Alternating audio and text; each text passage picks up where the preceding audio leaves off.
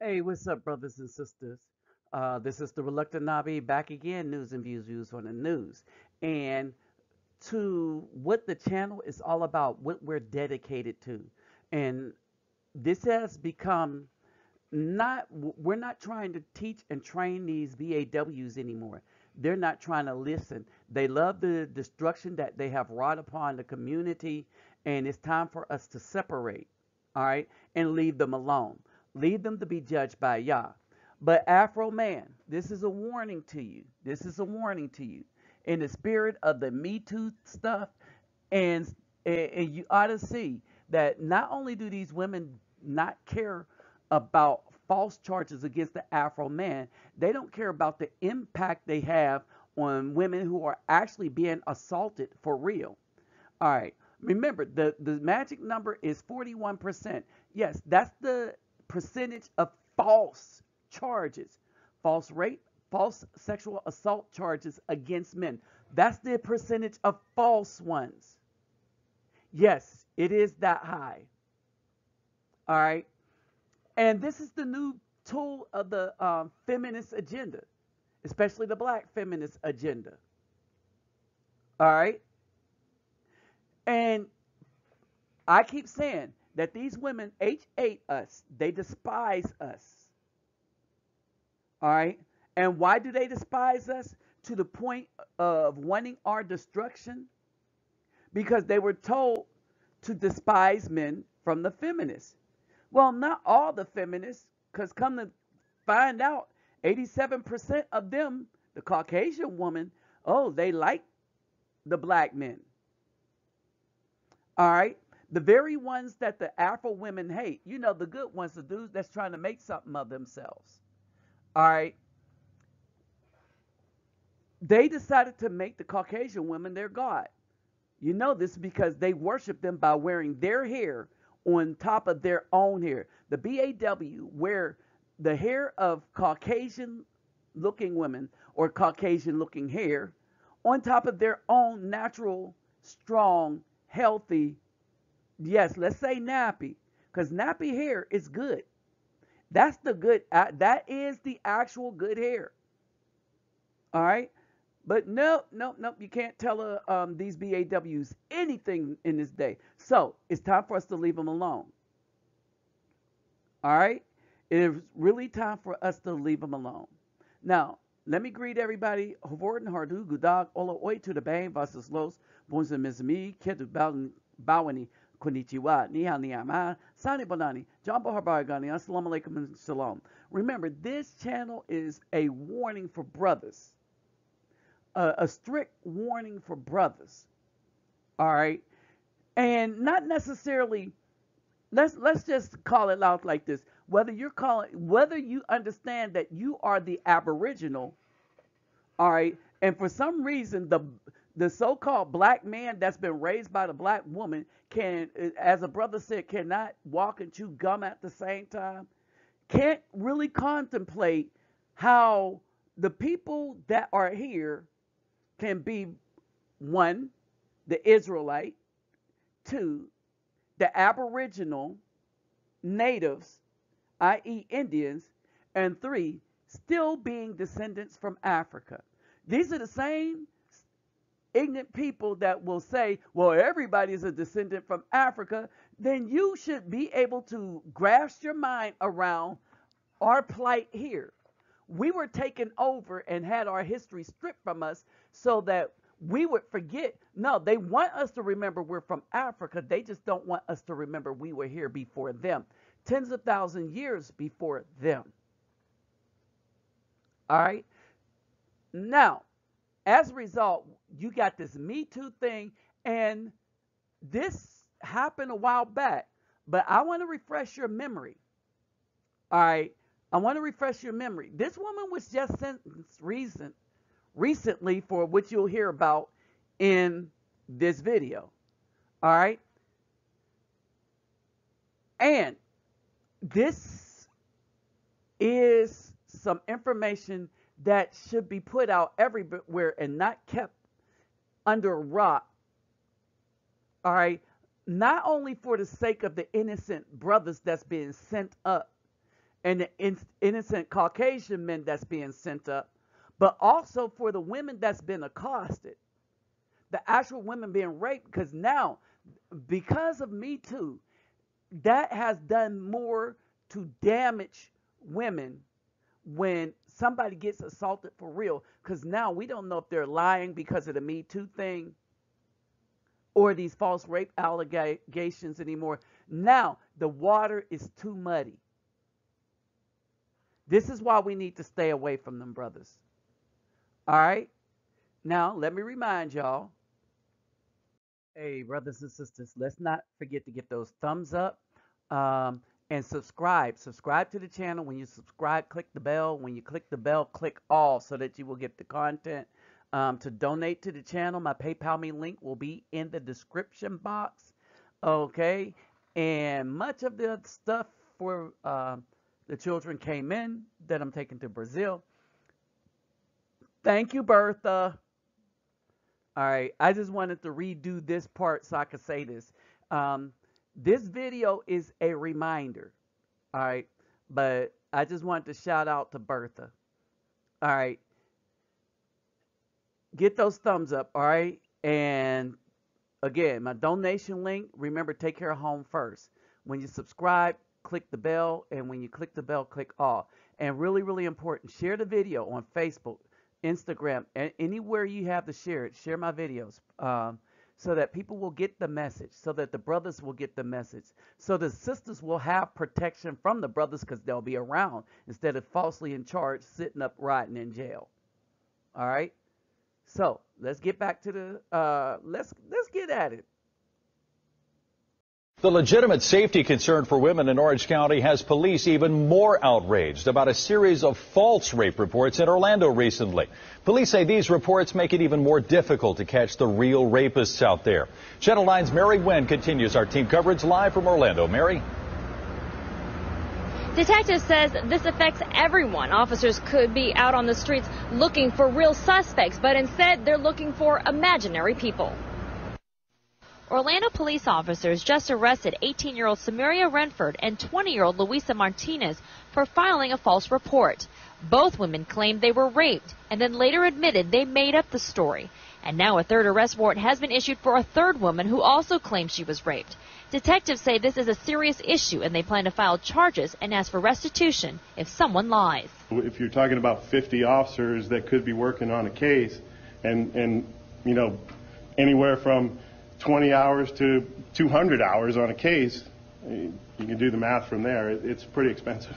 From 2007 to 2010, the state attorney's office says law enforcement agencies filed 241 false reporting cases. 109 of those cases were actually prosecuted.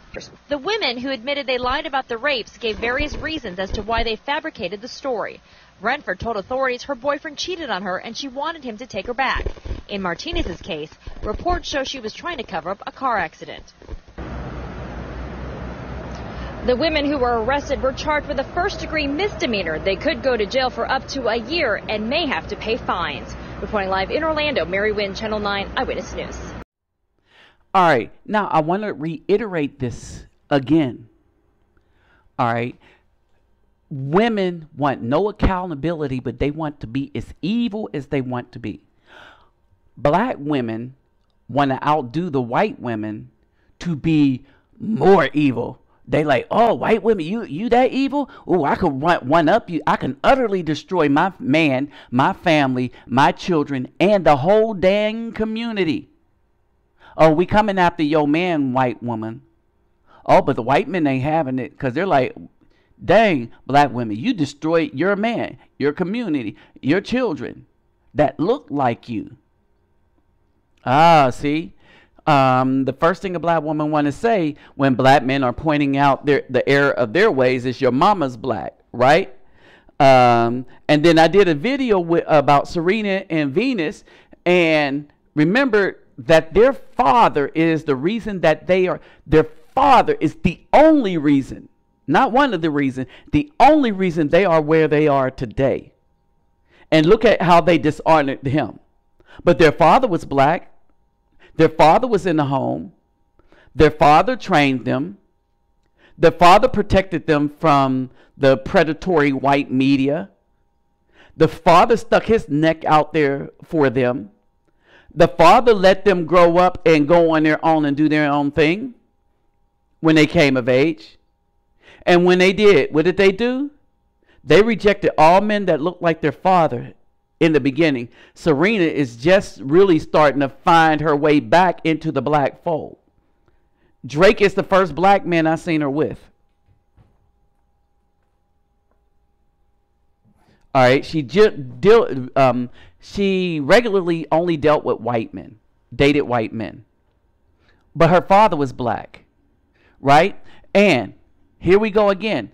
As the police report pointed out, these fault rate allegations, right? They're 41%. And this is according to research done by Dr. Eugene D. Kania with police department assistants. False rape allegation. This paper details exclusively with false rape allegation the intentional responding of forcible rape by an alleged victim when no rape occurred. So he defines that, right? Percentage of verified. Oh, this is verified. False rape. False rape is the most difficult things to verify because it's generally a he say, she say thing where, because of how our society works in that women don't lie when they're lying all the time, but we've been brainwashed to believe that. And some of us have awakened and no, women lie way better than men, and mostly about the most serious things, right? And they use their lies as a weapon to destroy, get revenge on. Oh, well, we'll let the good doctor say it, right? So the percentage of verified false rape allegations reported over a 9-year period was 41%. 8% away from half. 41%. That means almost half the time some woman is crying rape, they're lying. The scary part is 49% of the time a woman's crying rape, she's telling the truth. But you know why nobody believes her? Because of the 41% of the time that women are crying rape and it's false. Right? Reasons for giving intentional false rape shot: providing an alibi, seeking revenge. Revenge, number one, probably. Attaining sympathy. Which means that nearly every second rape claim is a lie. Feminists claim it to be from 2 to 8% an obvious lie. Okay? And so, and they do it, women get to do that because they get anonymity.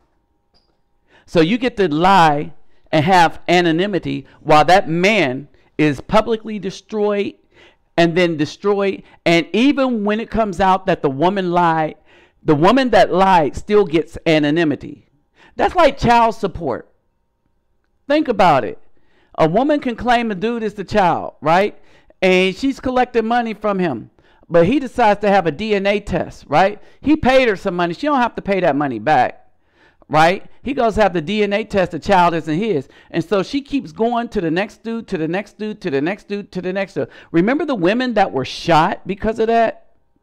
Because by the time she got to the 7th or 8th dude, 3 years have passed. And then this dude had to pay back child support. And since there was no relationship between him and the woman and him and the child, he killed them both. Why? Because she took him to court and was going to destroy his life for the rest of his life. The teenager that went to California. All right, these are evil things that women are doing, and it's having evil consequences. All right, judges can't understand this is because the judges that are judging this are not a judge of anybody's peers. They were never in that situation, and they're the ones that's coming up with this crooked mess, probably understanding what's going on, to have these women do this, because they know how destructive it is to the black community. And most of the judges hate black men as much as the black women do. All right. Now, remember this story. Hold on.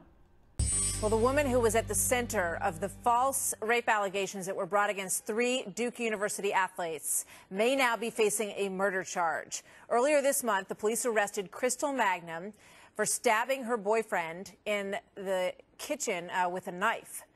Now we've learned that that victim has died in that case. Prosecutors say that they will likely charge Magnum with murder. Back in 2006, as you may remember, this story went on for months and months. She accused 3 Duke lacrosse players of raping her at an off-campus party. Those charges were later shown to be false, and the charges against those 3 men were dropped. All right, so you have the false rape charges from the Duke lacrosse woman, right? Those dudes' lives are destroyed. All right. Their names are going to be known. They're going to go somewhere and they're going to be asked a question. Had this woman not been so public with everything, she would have had anonymity. You see? So the woman can choose if she want to be public. She can choose if she want everything to stay private. Because that's what that means.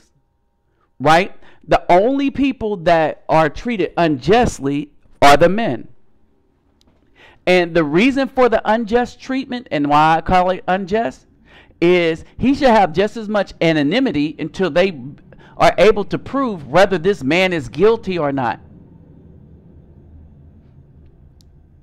And you heard the staggering police cases. They had like 141 false race charges, and 100 of those went to prosecution. I'm going to bring up a very, very, very sad story after this one. All right, so that you can see how crooked and implicit that the state and the government is in this. And they did this to a white man. So you know how the black man is railroaded, right? It's bad government when men cannot trust the government. All right. The feminists are using the government and the courts and the system as a bludgeoning tool against men, and black women are doing it that much worse to black men. All right. Now,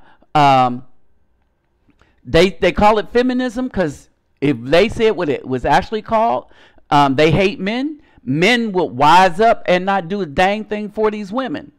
So men, I'm telling you, wise up. These black women that come there talking about, well, the black woman, all right, one, eliminate them. You don't need them in your life, and don't do nothing for them. All right. Now, here's the story, right? Both of these girls are drunk, which means neither can consent to sex, yet they're kissing and undressed. Under feminist college and CA law, SB 967, one of them is raping the other. Can you tell which? All right. What should be what should the punishment be? Must the other girl file a complaint? Should she go to the police? Can she file a rape claim in the morning when this picture becomes embarrassing next year? Should the photographer be punished for not stopping a rape? What evidence is required? Or is accusation proof enough? Should the rapist be suspended, exposed, fined, jailed? If one of them was a man, would the answer be the same? Or are rape hysteria laws sexist against men? That is the big question right there. And the clear answer coming from me, in my opinion, based on evidence that I'm putting before you, is yes. 41% false rape. 41%. That's scary, y'all. With that said, I'm out. Brothers And sisters, let me tell you, these women are too callous to listen to us. They don't want to hear about the damage that they're causing to the community, and more specifically, the Afro men. We need to let them hit that wall. We need to let judgment come. All right? We need to stop bothering with them. They're not going to listen. They know it all already. Without knowing anything, they think they know it all. So let them hit the wall. The Mrs. Know It All. All right? And to my sisters, this is why we keep saying separate. We got your back once we know who you are. With that said, I'm out.